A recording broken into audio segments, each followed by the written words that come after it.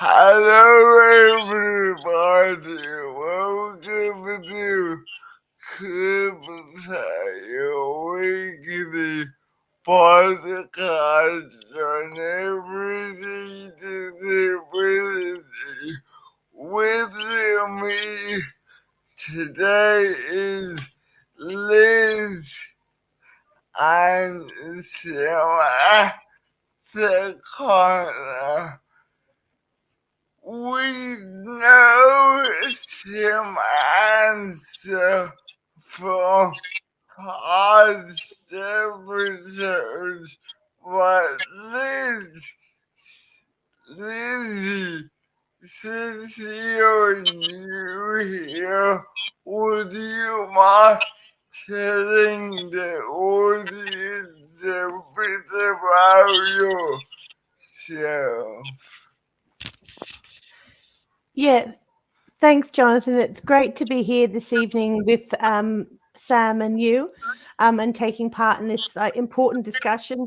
So I'm appearing here as Lizzie Thompson. I'm a careers counsellor and a researcher, and I have a lifelong disability which causes me mobility and dexterity problems, connective tissue disorder, and I saw your tweet about issues with traveling, and I was still raging in my heart about some accessible travel issues from a few weeks ago, and so I hopped on the Gmail and sent you a text this evening or today earlier, just to say that I wasn't traveling today, and one of the reasons I wasn't traveling today is because I had such a shocking experience about 3 weeks ago, and I feel that some accessibility has gone backwards during the pandemic. So that's me and why I'm here to an extent. And so I don't want to sound like a Facebook stalker, but you've certainly been around Yeah, the absolutely. past few weeks. Can you tell us where you've been? Yeah, so I went for the last few months, I've gone from Perth to Canberra to Sydney to Melbourne, back to Canberra and back down to Melbourne, about to fly back over to WA today, back to Melbourne, and then somewhere else after that. So it's and then in between that, of course, there's been public transport, which has been I'm terrified of trams, Jonathan. I mean, I'm in Victoria at the moment, and I look at them and I think I'm just so fearful of these things. So of getting caught in tram tracks or getting on one. So it's going to be my bucket list thing to, overcome my fear of trams. But catching public transport now at the times of COVID, if you have muscular dystrophy, is quite a different thing, as you know. And so trying to pick times for public transport where there's not many people on public transport, on routes where you might be a little bit less likely to have sort of congestion. And yeah, it's been really tricky. And then traveling with Ubers and things and taxis has also been dodgy, especially in Sydney. So it's been quite a few weeks. Thank you for singling us out.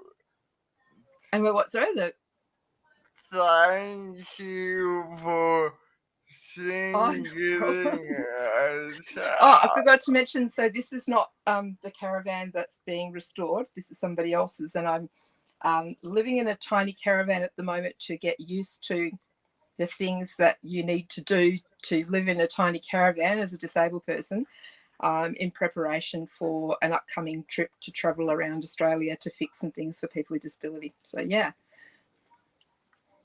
it's a cool caravan.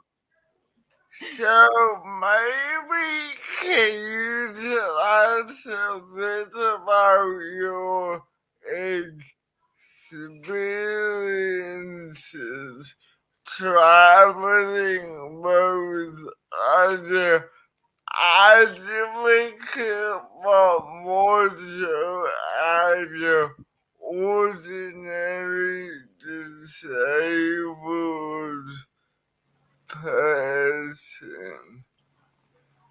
Yeah. So me or Lizzie?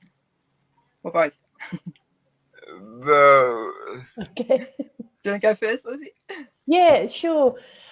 Thanks for the question, Jonathan. I think I do sort of see myself a little bit as an activist, but mainly, just as an ordinary person who happens to have certain support needs that are not being met commercially. And I think that that's, and I just think I would like to put that, of course, it's a disability issue, but I think it's also a commercial issue. When we think about the number of people who have mobility issues, who have any support needs in travel, I think increasing numbers, and it really is that the travel industry, and I'm thinking more interstate travel, but also trains and the waiting and things like that, are just not meeting my needs and many people I know's needs. I mean, so for me, I have, I think somebody called it, it's quite a good thing, a catastrophic hip injury, which makes it sound very drama, but it means I can't stand, which is a real issue. And there's often so many times where you wait for things and you you can't do that. So often even though I can walk and I have much more independence when I self-ambulate, I have had to previously in the past use wheelchairs when I'm going on any kind of organised transport. And often because I personally don't have a personal wheelchair, I have to use the airplane and the flights wheelchairs, which mean I have to be pushed, which takes away so much independence and some really good airport shopping chances for me. And I think that that's a real issue, that and why I reached out to you is I had reached a really good position before the pandemic, and I was traveling a lot. I was really lucky that a lot of it was work travel, and so I was able to fly with kind of airlines, which I won't name, but who had lounges and places you could go, and you could tell me later, and I could be boarded first so I could walk easily, and they were all across what I was doing. And I feel that, and I'm sure there's been shocking staff trouble, and I really feel for the staff on airlines and things, but I think there's been real issues. And so I was in most recently I had to go to Hobart, and the plane was delayed, but they didn't tell me. So I got down there, I had to wait and stand, and it caused myself quite a lot of pain. And then they hadn't said that it was a stair access, which I normally wouldn't be able to do. Then they didn't call for assistance, and I just said, when you're calling for assistance, they're like, oh, we're busy, the plane's late, we're not going to do that. That's like a nice to have. And it's not a nice to have. And there was me and about 3 or 4 other people who really had trouble standing and queuing and waiting. And I think that that's a very minor, like, not problematic. I got through it. I was in pain. I had to take extra medication. It impacted the next 2 or 3 days, but I got through it. But I think that that's happening multiple times for multiple people. And I think we've gone backwards during the pandemic because people are less used to it. And in terms of activism, I think that there isn't enough use of the services provision of the DDLS. And I think that that's... so. Can you please say what you mean by DDLS? Sorry, so I was meaning the Disability Discrimination Act, and I'm involved a little bit in the Disability Discrimination Legal Service in Victoria, and there are very few cases that are taken based on services. It's more often, and not necessarily always successful, but more often education, employment, and I think transport and the issues with taxis, other kinds of forms of public transport, and like flights. There just are fewer things. So the DDLS is a legal service, and I misspoke. Sorry, Jonathan. But I think the DDA is so broken, that it really, it's not fit for purpose anymore. For people who know about Sheila King versus Jetstar, I think it was 2010. Sheila is she was then a 79-year-old pensioner, I think. So, gosh, sorry, Sheila, I'll just out you. Sheila lost that case against Jetstar, and it was against their discriminatory 2-wheelchair policy at the time, and was left to pay her own legal costs of like $30,000 of what it is, which is not great for somebody on a DSP. And I think there's such barriers for us to be able to access any kind of justice in terms of recompense, around just justice around discrimination. The onus is if the mediation fails, then we have to take them to court, and then we have to be able to be prepared to put our house up, or whatever if we lose. So I think that's why. Let alone the emotional labour, Sam. The emotional labour and the stress. And And I didn't admin. even and admin and time out of your life when you've got other things taking. And that's like I didn't even complain about. I'm complaining here because I didn't have the energy to complain there. And I think that's a story that's multiple and everywhere. So, to my answer, can you share a bit about your vast experiences? What was it like? Which ones, Jonathan? Oh my God, there's so many. But what was it like? Oh gosh, Pre-COVID and now during COVID. I think there's been so many experiences that we all have, and we kind of, often we I guess deprioritize and accept it too often as being normal for disabled people to be discriminated against. So 2 nights ago I caught an Uber. I think the third Uber was the one that took me, because the first 2, as soon as they realised that I was a wheelchair user, took off. It was pretty normal. There's just those day-to-day things where being parked up in a wheelchair, where you're in a aisle wheelchair, as you were saying, Lizzie, that that experience of just being parked like you're a piece of furniture for an hour or so. I've had awful experiences around that kind of thing, where you've just been left for an hour or 2, and you can't move because you can't self-ambulate in those things. So if you need to go to the loo, it's just a humiliating thing to be parked like a piece of furniture in the corner. I had a beautiful experience with Jetstar where they tried to not let me on the plane, even though I had a ticket, because they said, what happens if you need to go to the toilet during the flight? And I thought she was joking. But it's in the fine print to say, that you need to have your own carer. And she said, have you got a carer with you? And I said, no, my mum died a really long time ago. And she said, oh, well, what will happen if you need to go to the toilet? And I'm at the front of this massive queue, and I was like, I literally just pissed. Literally just then. And so the look on this woman's face, and I was like, I planned this whole trip around my menstrual cycle so I wouldn't inconvenience any of you in any way. I'll just be sitting in my seat. And it was only like a little flight. And she said, oh, I didn't even think about that. I was quite shocked that disabled women might menstruate. And it was just, that whole thing of where we can't do the same things as other people because systems are designed for economy, they're designed for maximum effectiveness for able people and people without disability to be able to use them. And the other thing that kills me on the inside is, how you sit on, if you get put on the aircraft first, they give you the special talk. You know this thing, Lizzie? So they give you the special talk in case you haven't understood it. So when you fly every week, some of the people walking on the plane, like people who have dementia, people who might have Down syndrome or a cognitive disability, would really appreciate the second talk. For people who fly every week, just because we're wheelchair users doesn't mean that we need a special talk, And some of them just insist on giving you the special talk. So I just memorize the whole thing and just repeat and just say it to them first. And we've made a bit of a game out of it now. So I said to one woman with a French accent, I'll let you say it, but as long as you say it in French. So that was great.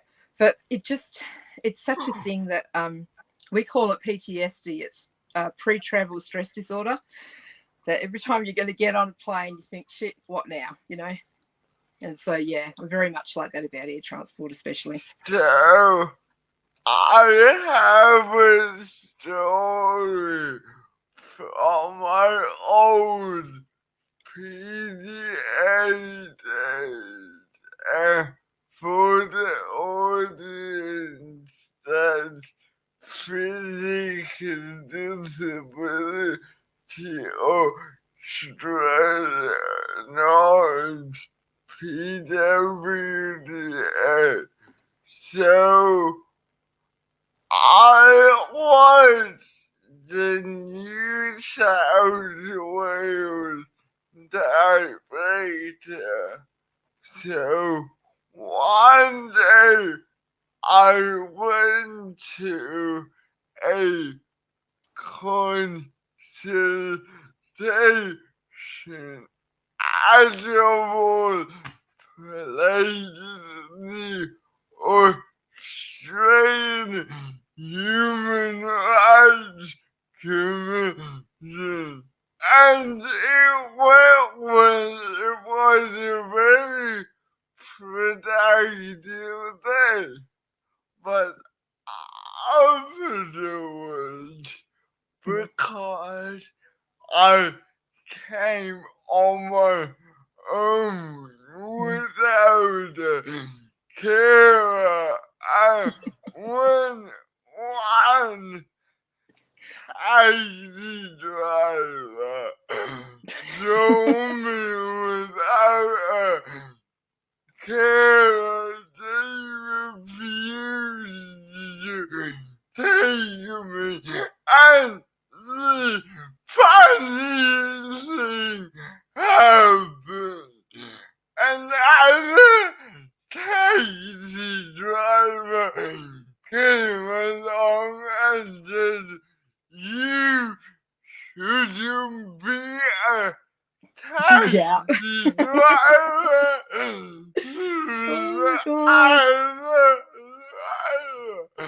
So I just wanted to put that out there. You just need a t-shirt that says, "Yes, I'm unsupervised today."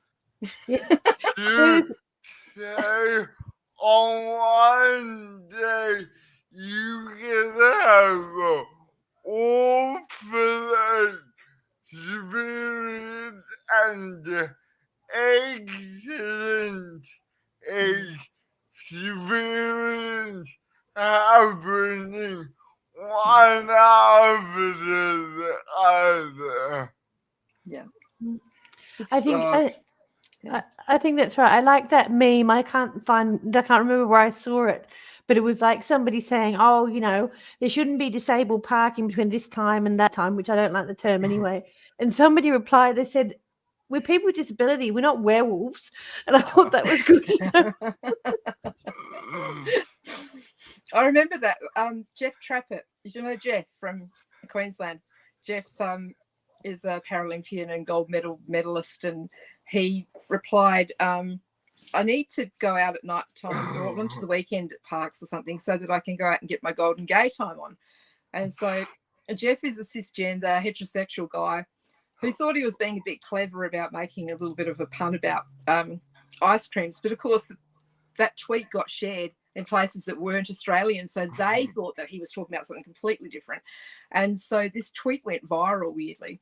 And so we rang up Golden Gay Time and said, "This guy really loves Golden Gay Times and he's a gold medal Paralympian, so can you please send him free ice creams?" And they said, "Yes, we'd love to." So the end of that tweet was that Jeff ended up with a freezer full of Golden Gay Times, and it turns out he didn't like Golden Gay Times after all, so just serves him right, really. But yeah, it was on that he same not like tweet, Golden Gay Times? Terrible. Yeah, it's hilarious. So serves him right. You have to get him on the show, Jonathan. A question. What can we do about this in context with the federal election? Like, list to me 3 things you would change. So it's up to list. Oh, just list. To any of you. About transport? Yeah. Oh, gosh. Huh. Oh, well, did you want to chip in first, Liz? I probably have about 40 things, really. Yeah, I can have a go while you whittle down your list. I probably haven't got as... Sure. I mean, I think that there should be, I mean, I think that the DDA doesn't help us.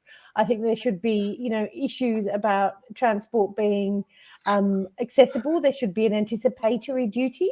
I think particularly for the huge costs at the airports, which are private companies and have contracts, you know, contracts with the government, I think there should be some like level of accessibility. It should be built in. There should be access audits, mandatory and made public, because actually it would make a real difference to me in terms of my consumer buying choice, whether I go to, you know, a different airport. I can get I live in Melbourne, I can get a Sky bus to, you know, a different airport if it was more suitable for me. So I think transparency of accessibility, we're not saying we want everything fixed in it, but there's no information and very hard to get it. So that would be my number one. I think that the airlines, you know, should really have a better way of collecting support needs and also nuancing it. And basically I have to fall back on, you know, using a wheelchair, which is fine, and it's a very assistive technology, except that that's the only way that they can deal with mobility impairment.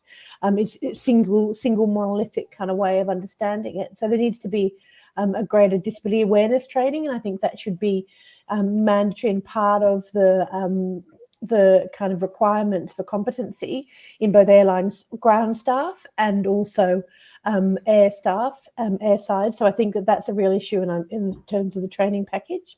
Then I think that's enough for now. I'll pass on to Sam. Oh gosh, there's so many I think of. I think one of the biggest ones, so around air transport, one of the biggest things is just making sure that they listen to people with disability about, you know, just those things like even the, you know, repeating of you know, the ridiculous safety message twice to people who don't necessarily need it, you know, but other people might. Those sorts of things, you know, what does that look like? I think there could be a lot of things just done better in terms of travelling with assistive technology, and also service animals. You know, we constantly have these dramas which just should be, I mean, they should be used to it by now. So I've just been funded for a power chair snap-on device, and so, you know, for that piece of equipment it has a battery and needs a travel battery, which is like another $1,500 for the travel battery. But for people, when smart drives started coming out, it was a huge drama for people because traveling with a lithium battery, there was no guidance.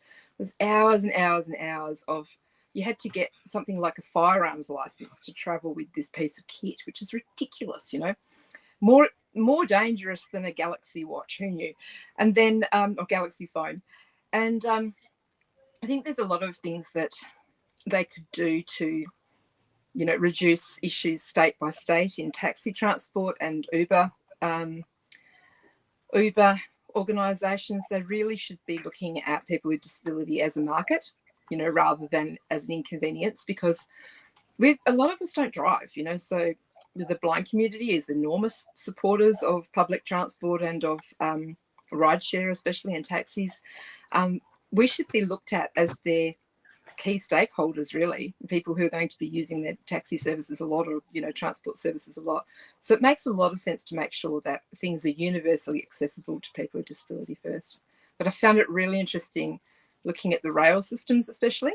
And Jeff Trappett's the transport guy, we call him in Australia, who knows about all this stuff. But when, you know, state to state, you're in Victoria as well, Lizzie, yeah? So I had no idea you had to stand on a picture of a little disabled man and then wave at the train driver. What is that? So Western Australia, all our train platforms are flat to the ground. So I had no idea. And then there was there were two buttons in a little yellow square, and it said it was a safety zone, and that one you pressed if you were in danger and the other one you pressed if you were disabled. And I wasn't quite sure which I should press. And what was the safety zone? Is it that the rapist can't come within the lines? Like, what is that? So it's got a camera trained on it and nowhere else, I think. I'm not sure. And then I thought, oh God, I'm on the train now. How do I get off?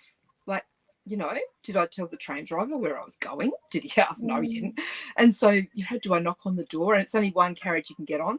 So they're the sorts of differences people don't necessarily know. I think there could be a lot of value in harmonising accessible rail networks and tram networks, bus networks, and making sure that we've got preferably free and accessible public transport for people with disability, which would help things like employment too.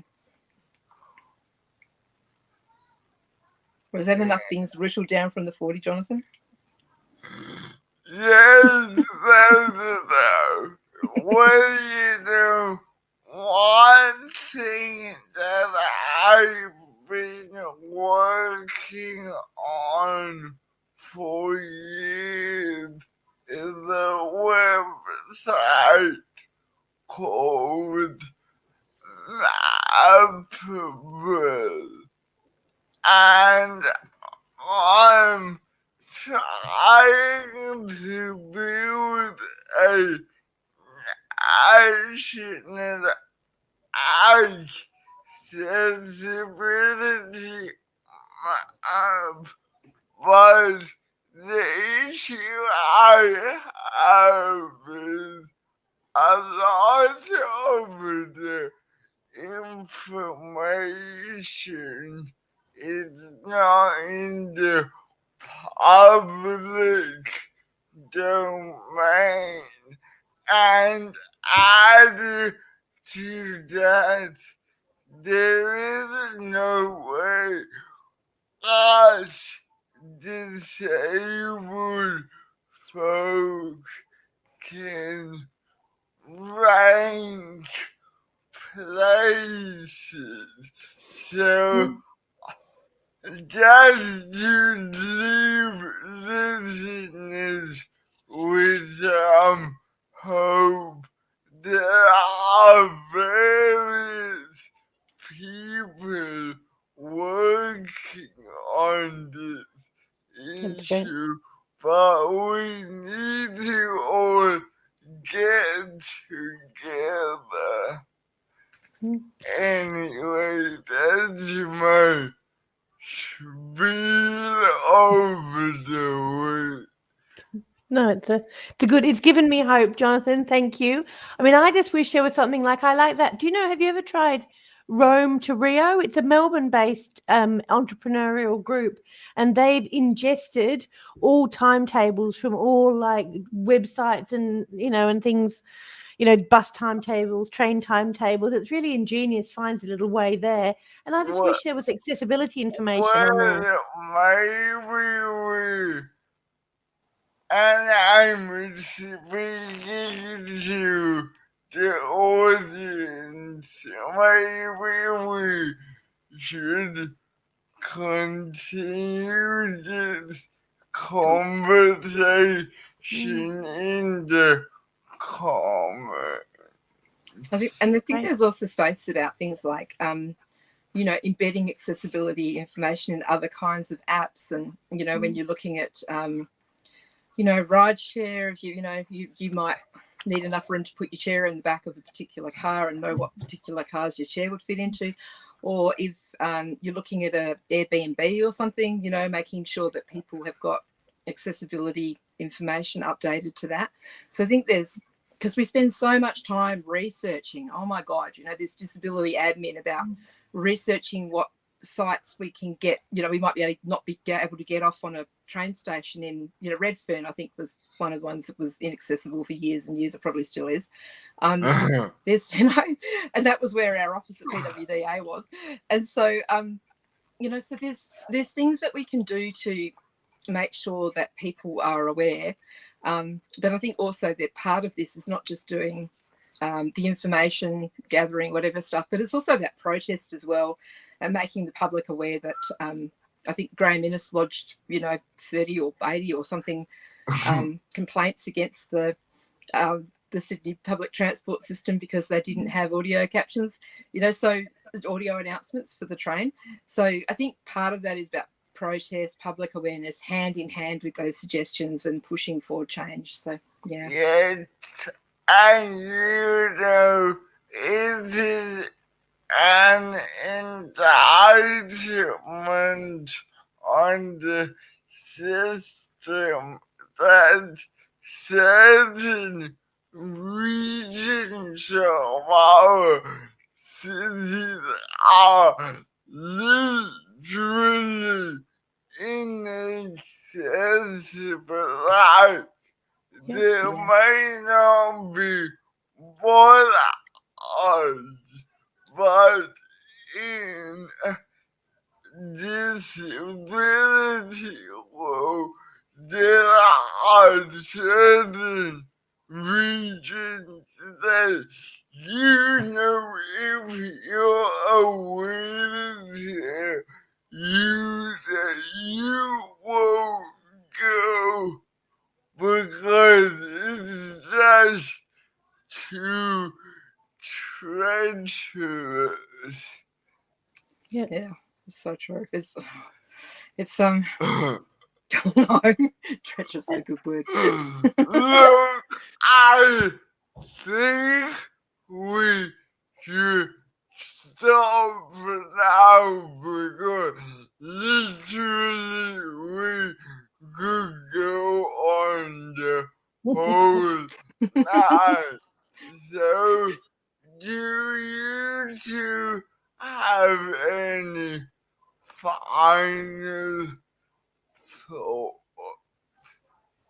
Oh, I should chip in with this that one of the things that we have been talking about is that we don't think public transport and other big organisations should be granted exemptions under the DDA. You know, so why should you be exempt because you're going to do something within a so-called reasonable time frame? When the get out of jail free card for the Disability Discrimination Act, the only thing is that you can get out of it really is to say we can't afford to do it, and they clearly can afford to do it. They can't evidence that they can't afford to do it, and so the law says that you must do it and you must not discriminate against people with disability. At the time where, making sure that people with disability can get safely out and about, I think asking for exemptions is a crap thing, and they need to just stop doing that and stop allowing it for the Australian Human Rights Commission. That would be my parting thought, Jonathan. Thanks. I think that's a super important point. And my final thought would be, and just like Sam was saying, complaint is a valid form of protest. I read something recently saying it's a feminist form of protest, which I like too. And I think that I think we do have a legion of people who are experiencing difficulties. And if everyone who has an accessibility issue with a transport all put in a complaint at least once a year, and I hope and I expect that people would have those barriers at least once a year. I think that we could do this together. And I think that show the consumer power of people with disabilities. Absolutely. My final thought is, can we please as a community agree to recognize the word reasonable as a bad word, because really it's giving a free pass for ableism to be condoned by society. Mm-hmm. Yeah, agree. Okay. And that feels really a difficult thing to do at the moment because of the a bit of the eugenics agenda that's happening at the moment with COVID, especially. Yes, yeah, but understanding what ableism is and as valid as we can. because if we make it more accessible for us, it has flow-on effects for other segments of the community.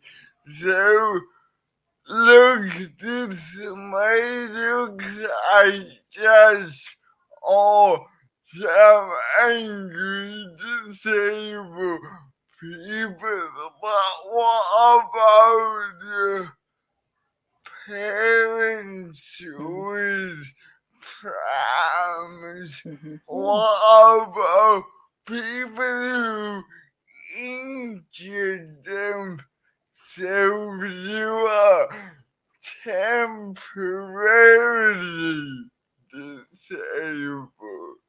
We need a much broader perspective than just viewing it as all. Let's put this into inclusion box. Yeah, I agree. That universal design aspect is like people don't understand how important this is. And then one day you see a parent with a pram using the wheelchair ramp, or the guy with the photocopier, right? You know, so have you ever tried to lift a photocopier up a flight of stairs? So there's really, we need to change that in Australia. I think we've made a good start over the last 20 years or so around building standards and about access to premises standards being enforced, but we certainly have a long, long way to go when it comes to transport. But now it's about holding those in power accountable. Yeah, absolutely. I think the how do we hold them to account is tricky when they change the rules to which they are to be held accountable to.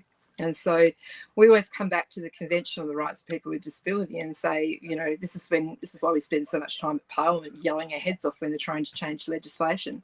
You know, is this legislation fit for purpose?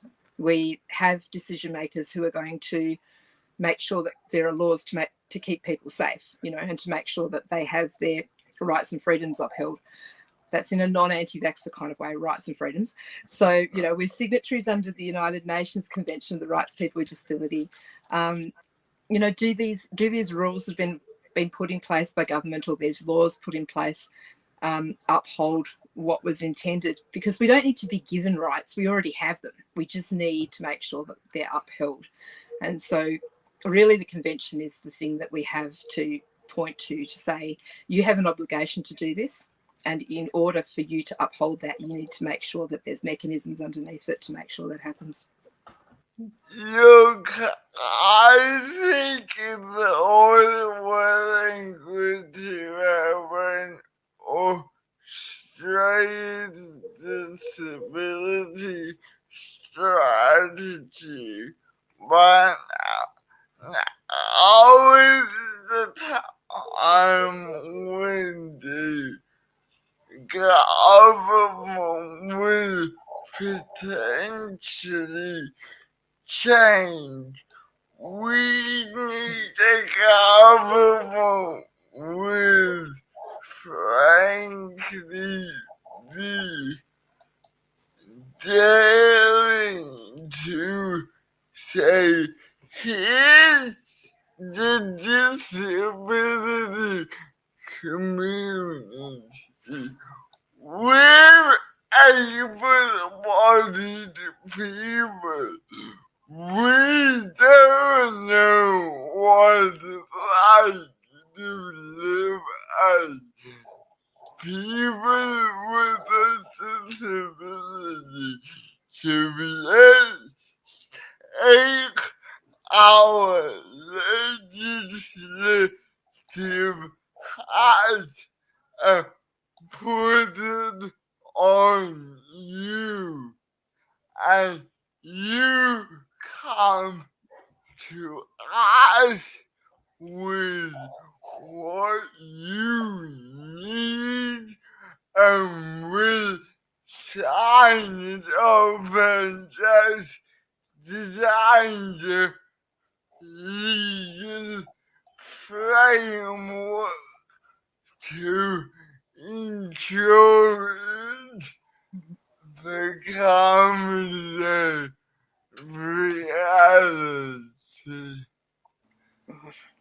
And it's going to be interesting to see which government is going to be the successful one in the elections. And there hasn't been much. Hang on. that's a topic for another week. Because we're going forever about it. But But for now, thank you so much, thank Liz, you, Jonathan. Thank you. and thank you, Amai. And I owe you a debt of gratitude, Liz, and I'd love to see more photos of your caravan. We have a blog going up very soon. It's called the Iron Lung Trek. So that's the name of the caravan, is the Iron Lung. So they kept people with disabilities safe a long time ago. You know, if you need a website, I will I'm do. more than happy to help out thank you. wherever I can. Oh, thanks, Jonathan. You're a love. All right, guys. It's lovely talking to both of you. Bye-bye. Bye. Yeah, bye-bye. You've been watching CripChat, your weekly podcast. Everything disability. If you like the you've heard, please consider subscribing, and thank you. Okay, I'm just messing with goodbye.